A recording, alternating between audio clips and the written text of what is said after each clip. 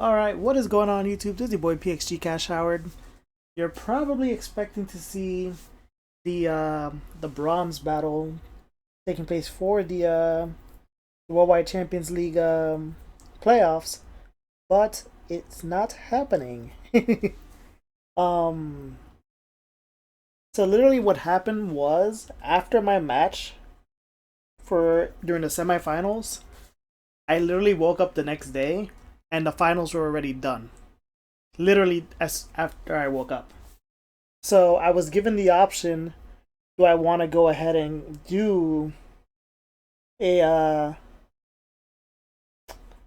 a battle for the bronze kind of thing, considering they already crowned the champion, which I will not mention who it is because of reasons that I'll explain at the end of this video. So given the option, do I want to actually do a third place match?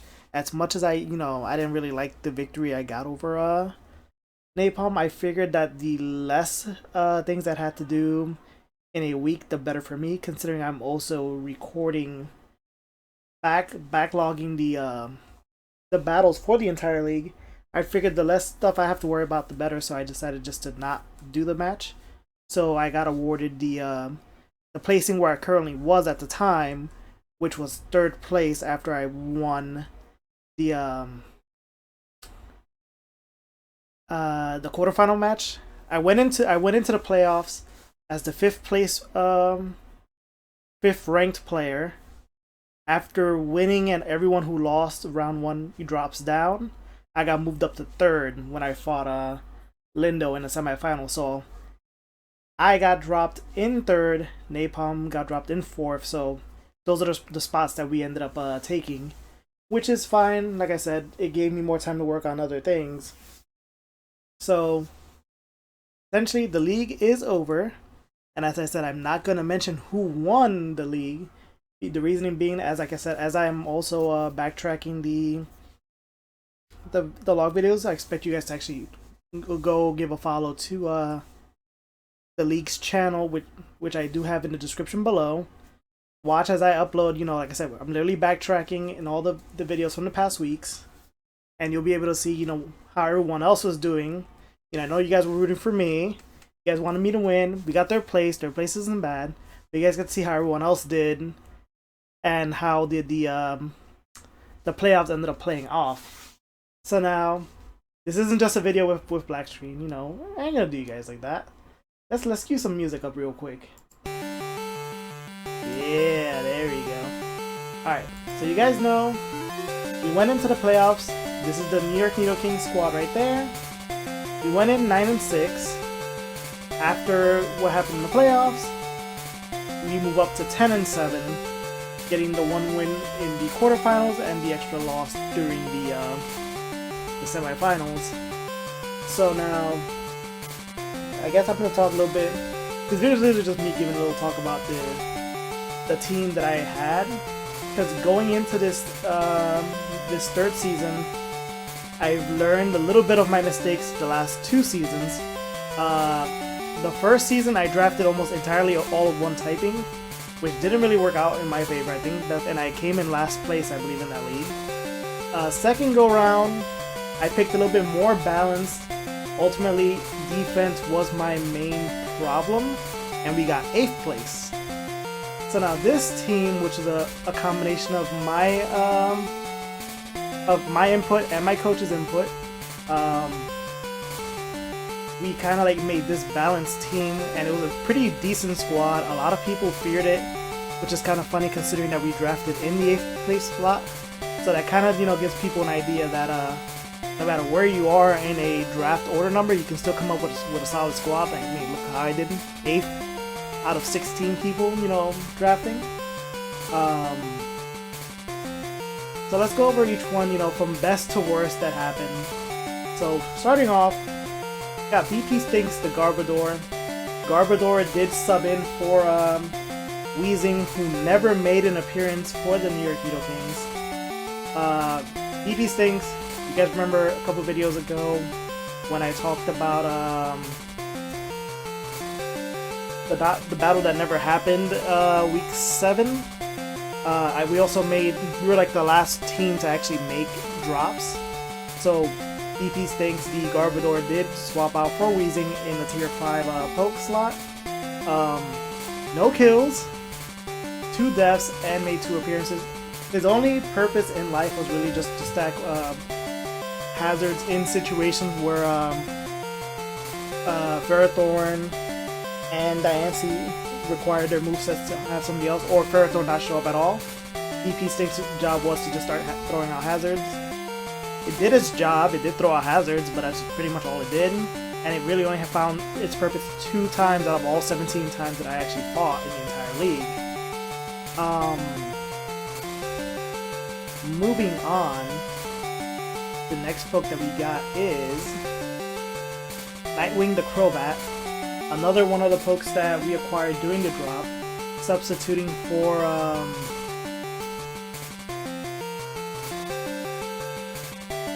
who was it? Oh, Heracross.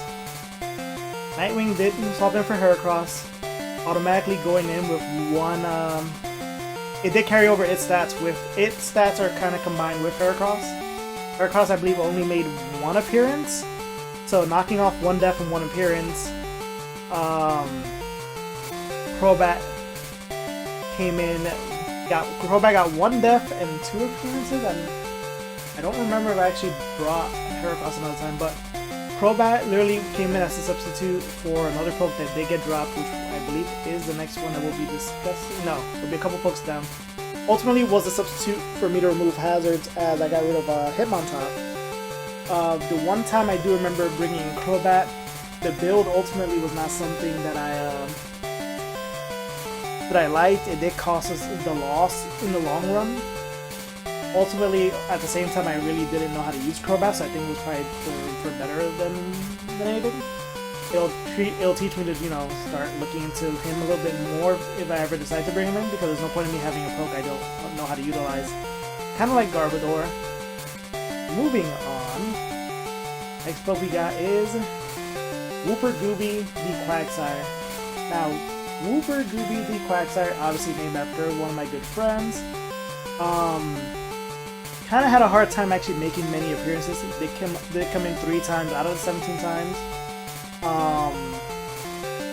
Got 1 kill and 2 deaths, but showed up 3 times. The 1 time absolutely did nothing.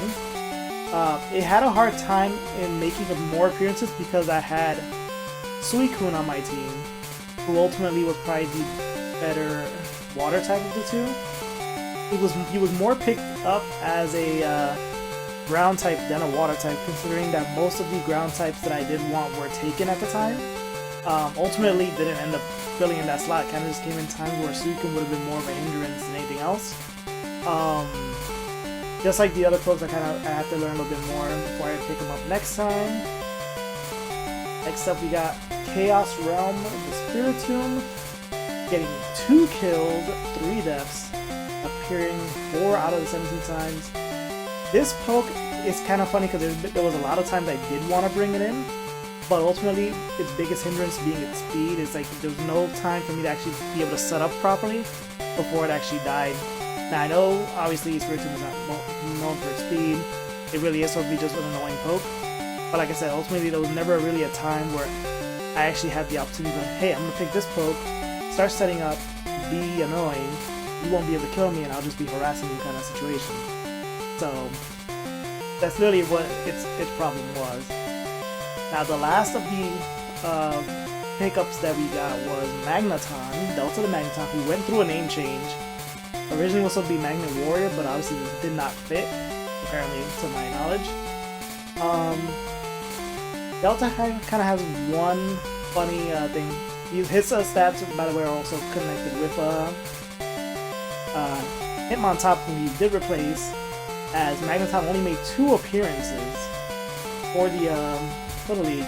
Ironically, those 2 appearances that he did come in, we did get a win, so maybe this is kind of a good luck charm with Magneton. I did like him, ironically. I wasn't expecting him to be as good as he was, but Magneton kind of fell with the same issue as Quagsire, where I already had a good steel type, this one being in Ferrothorn. Ferrothorn obviously used more for defensive purposes, Magneton obviously more for an offensive poke, but it's kind of one of those, like, I don't want to stack the the weaknesses, which I did have a lot of for some folks, which I don't think most coaches realize because not many of them actually utilize the shared weakness that my team has. But it is what it is. Next up, ironically, we have Ferrothorn. Now, all of these folks coming up now are obviously the ones that have made the most appearances. Now, you see that asterisk next to the appearances. Technically, the number that's there is not the correct one by the official rulings because of the Week 7 situation where the battle never concluded. But obviously, I know what folks actually brought in. So, Ferrothorn came in, so technically, he was here for 10 out of the 17 battles, getting 6 kills and 7 deaths, which is funny considering he was just meant to just throw out hazards and be annoying. So getting 6 kills is not that bad. A lot of people gave me crap because no one understood what his name stood for, platform hell. So I guess if I explain it better, then it'll be kind of like, oh. Most people that are watching have obviously played platformer games. If you think back to like stuff like Mega Man and whatnot, one of the biggest insta-kills were falling into spikes. Like, falling into spikes was usually an instant-death in a lot of platform games. If you look at Ferrothorn, he's entirely made out of spikes. So, obviously I can't name him something longer than that. This literally is the max number of things I can actually name it. So, platform hell, it is. But like I said, he did a good job defensively. Probably one of the best defensive things, but obviously one of the members of my triangle of Firewater Grass is actually decent, apparently to most people. Out to me, I was like, really? But you know how it goes. Next, we got Mil the Kiram. A lot of people are just like, what kind of name is Mil the Kiram? Mil, obviously named after my best friend, who probably one of the few people who will be watching this, and is probably gonna be sitting there with like the only smug look on his face, and then probably gonna say, man, why are you talking about me? No homo, no homo. Favorite word. Getting 10 kills and 5 deaths. We're in the positive, boys. Not bad. Only made 10 out of 17 appearances. The reason being, I believe, most of the times that I did want to bring him in, because he does have decent stats. Ultimately, my opponent had folks that learned numerous moves that can actually get him and were faster. So my only option would have been to either put a choice scarf on him and just try to outspeed, but that would require me to keep constantly swapping out, which became a hindrance for me if you guys watched my matches, because while he ended up not utilizing it, other folks did, and that kind of locked me out at certain points in time. But overall, Bill did a pretty good job. Kind of pat yourself on the back there, buddy. Next up, we got the boy, Niglu the Victini. Obviously, another name after one of my other friends. Now, the reason I named him after Victini was for two things. One, he's the current back-to-back champion for the NPA, the boy Insane Japanese. And obviously, those that know Victini is the victory Pokemon. And putting that back-to-back, I see you, boy. And again, one of those other folks that made an appearance in that match that never happened, just like Kira McFarrow. 15 out of 17 appearances, 11 kills and 7 deaths. This boy was a problem, and second member of the Firewater Grass Corps. Next up, we have the final member of the Firewater Grass Corps, obviously the water, Orin the Suicune, who I don't know why is 12 and 11. 15 out of 17 appearances. Actually, I know why he's 12 and 11. Orin having 2 matches where he was dominantly just destroying. One because of a choice scarf being tacked on. Another time by manipulating the opponent in his favor, getting the cleanest of calm minds, and then just starting to obliterate the opposition. So Orin, also one of the few Pokemon that I've had in numerous leagues. This is like the 3rd time back-to-back I've had it. So every so often I'm getting a little bit more better with him, not just utilizing the standard Brocoon and Roarcoon sets, starting to mix up. I even had you guys notice, offensive sets with him. So Suicune is probably, you could say, kind of like a secondary mascot kind of thing. Next up, the Coach R-Type, the Tornadus Therian, the first draft pick of the team. Although technically it was the team league because it was a franchise, but overall the first pick of the league. Going 10-10. Nice and good ratio. Appearing 16 out of the 17 matches. I don't remember what was the one time I didn't bring it in. It probably may have been someone who had a heavy rock or electric or ice situation. But Tornadoes being so versatile, with that in mind, named after my assistant coach who helped me a lot during the season. So versatility meets versatility. So he got the name for Tornadoes. Never wants me to reveal who he is. Some people kind of guessed at this point. He's just gonna sit there like, why am I getting shout outs? This is all you. So it is what it is. Now, you guys probably guessed it by this point. Who is the last poke left? Moon Princess, the Mega Diancie. Now, I'm not going to lie, and anyone who watched the matches would know, Diancie was my worst Pokemon for the longest time because it would never get a kill. Anytime it looked like it was going to get a kill, it didn't kill and got killed itself.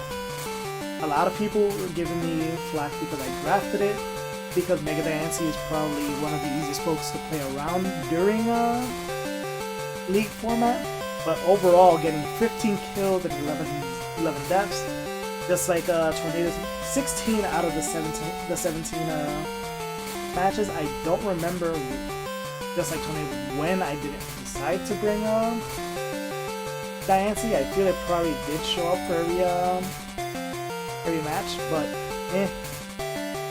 ultimately I know for a fact it started picking up steam when it got me. It was pretty much the main reason I got the 6-0 win one week with the Rock Polish. Ever since then, Diancie was kind of putting in that effort. Originally just named as a generic name, I guess you guys can say, for Sailor Moon. Ended up ultimately just being named after my good friend Helen, aka the wife, aka she's gonna kill me when she hears that. But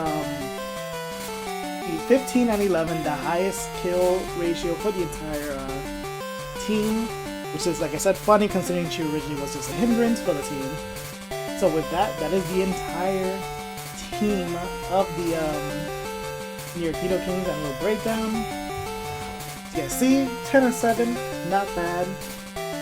As I said before, please check at the bottom the link to the YouTube page for the Worldwide Champions League, as I am the host, you can say, of the entire replays for all the battles.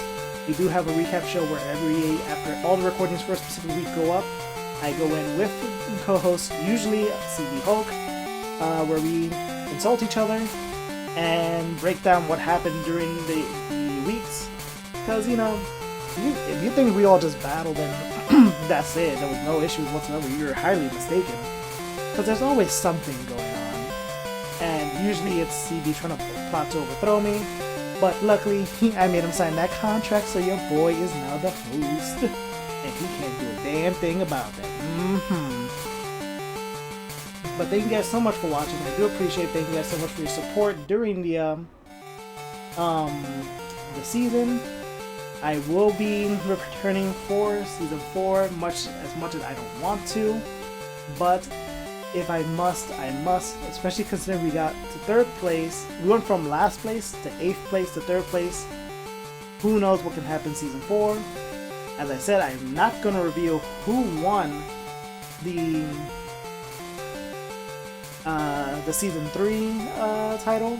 You're going to have to keep watching those replays that I upload to find out who ended up getting the W. As I said before, thank you guys so much for watching. I do appreciate it. Make sure to like and subscribe. I will be uploading more other content besides Pokemon down the road. Mostly because a lot of people keep telling me to. But, you know, things come as little as they do. But thank you guys so much for watching, guys. I appreciate it. Laters.